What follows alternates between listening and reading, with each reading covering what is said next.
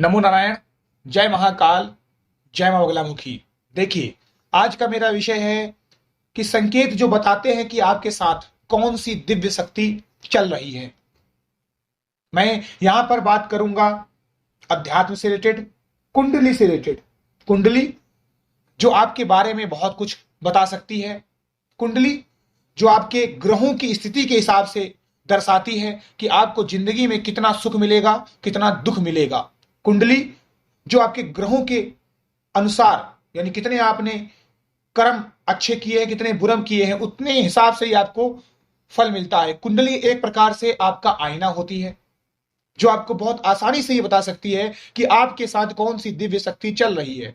जो भी इंसान पूजा पाठ साधना में मन लगाता है, पूजा पाठ करता है, उसके शरीर के कई हिस्सों में दर्द होता है। स्वाभाविक है, घुटनों में, कमर में, सर में, गले में और तीसरी आंख के बीच में, शरीर में रोए खड़े हो सकते हैं, बाल खड़े हो सकते हैं। पूजा करते समय माला छूट सकती है, उबासी आ सकती है, शरीर में हलचल हो सकती है, मंत्र का चलना हो सकता है, मंत्र आवाज दे सकता है, आपको देवता आवाज दे सकते हैं, ब्रह्म मुहूर्त में आंख खुल सकती है, सुनहला सांप दिख सकता है, आपके घर के आंगन में मोर आके नाच सकता है, आपको नवविवाहिता जोड़े मिल सकते हैं देखने को, मेढक सुनहला मिल सकता है, मेढक की आवाज सुनाई दे सकती है, पशु पक्षी आपके कंधे पर आपके बैठ सकते हैं, आपके घर में चींटियां आ सकती हैं, आपके घर में खुशखबरी आ सकती है, मांगलिक कार्यक्रम हो सकते हैं, परिवार में किसी सदस्य के होने का आगमन हो सकता है, आपके लॉटरी में शेयर में आपको फायदा हो सकता है। तो इससे पता चलता है कि आपके साथ कोई दिव्य शक्ति है जो चल रही है। अब वो शक्ति कौन सी है, इसका कैसे पता करेंगे? ये तो संकेत है। बहुत आसान तरीका है। अपनी कुंडली को खोल के देखिए, अपनी कुंडली को खोल के देखिए। आपकी कुंडली में पांचवें घर में देखिए बहुत सारे ऐप हैं, मैं आपके नाम भी बता देता हूं। आप एस्ट्रोबिक्स करके एक ऐप है, आपको गूगल प्ले स्टोर में मिल जाएगा। एस्ट्रोसेज आपको मिल जाएगा, आपको फ्यूचर पॉइंट मिल जाएगा।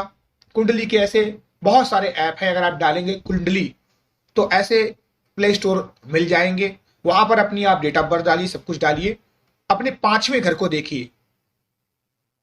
पांचवें घर में जो भी राशि उदय हो रही होगी, जो भी राशि उदय हो रही होगी, अगर वो राशि आपके लग्न के स्वामी, यानी जो भी आपका लग्न है, राशि अलग होती है, राशि जिसे हम चंद्र राशि बोलते हैं, लग्न जो सूर्य से रिलेटेड होता है, जो आपकी आत्मा होती है उससे रिलेटेड जो भी होता है वो आपका लग्न होता है।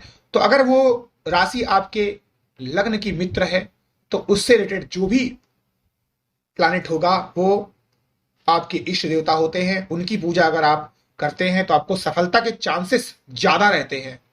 बिल्कुल उसी तरीके से जैसे अगर आपको कभी भी पैसे चाहिए होंगे तो आप अपने माँ बाप से मांगेंगे, अपने पड़ोसी से नहीं मांगेंगे या फिर किसी रिश्तेदार से नहीं मांगेंगे। हो सकता है आपका पड़ोसी आपको पैसे दे दे, हो सकता है रिश्तेदार भी दे दे, लेकिन चांसेस थोड़ा कम है कंपेयर टू आपके पेरेंट्स। तो ये जो इष्ट शक्ति होती है, इष्ट देव होते हैं, ये आपके पेरेंट्स होते हैं। तो ऐसे में अगर इन भगवान की हम पूजा करते हैं तो आपको ज्यादा सफलता मिलती है। तो अगर आपकी कुंडली में, अगर आपकी कुंडली में यहां पर कोई भी राशि जो दोस्त नहीं है आपके लग्न की, लेकिन वहां पर कोई ग्रह बैठा हुआ है, वो ग्रह अगर आपके लग्न का दोस्त है तो वही आपके इष्ट है, यानी उन भगवान से रिलेटेड। अब कैसे पता चलेगा? अगर आपकी कुंडली में वहां पर सूर्य देवता बैठे हुए हैं तो ऐसे में आपको रामचंद्र भगवान की पूजा करनी चाहिए, श्री रामचंद्र की, या फिर आप पूजा कर सकते हैं किनकी? विष्णु भगवान की कर सकते हैं। अगर उस समय कुंडली में चंद्रमा बैठा हो तो ऐसे में आपको भगवान भोलेनाथ की पूजा करनी चाहिए। अगर वहां पर बुद्ध देवता हो तो आप श्री कृष्ण भगवान की पूजा कर सकते हैं, भगवान गणेश जी की पूजा कर सकते हैं, या फिर आप गौरी शंकर की पूजा भी कर सकते हैं। अगर आपकी कुंडली में वहां पर बृहस्पति भगवान बैठे हुए हैं तो ऐसे आपको अपने गुरु की पूजा करनी चाहिए, समस्त गुरुओं की पूजा करनी चाहिए, नारायण भगवान की पूजा करनी चाहिए, श्री दत्तात्रेय भगवान की पूजा करनी चाहिए। अगर आपकी कुंडली में वहां पर शुक्र देवता बैठे हुए हैं तो ऐसे में फीमेल डेटी, किसी भी जो फीमेल का फॉर्म है उनकी आप पूजा कर सकते हैं। कोई भी फीमेल, चाहे वो मां अन्नपूर्णा हो, मां पृथ्वी हो, मां सरस्वती हो, मां कमला हो, और चाहे तो आप दुर्गा के किसी भी फॉर्म की पूजा कर सकते हैं। अगर आपकी कुंडली में शनि भगवान बैठे हैं तो ऐसे में आपको सबसे बढ़िया, या तो आप भगवान भोलेनाथ की पूजा करें, या फिर आप बजरंग बली की पूजा करें, या फिर आप भगवान भैरव की भी पूजा कर सकते हैं। अगर आपकी कुंडली में राहु बैठे हुए हैं तो ऐसे में आपको देवी चंडिका मां की पूजा करनी चाहिए, या फिर आप मां सरस्वती की पूजा कर सकते हैं, क्योंकि सरस्वती मन की कारक देवी है और सरस्वती आपको सही बुद्धि प्रदान करती है, क्योंकि राहु आपकी बुद्धि को ही भ्रष्ट कर देता है। लास्ट, केतु।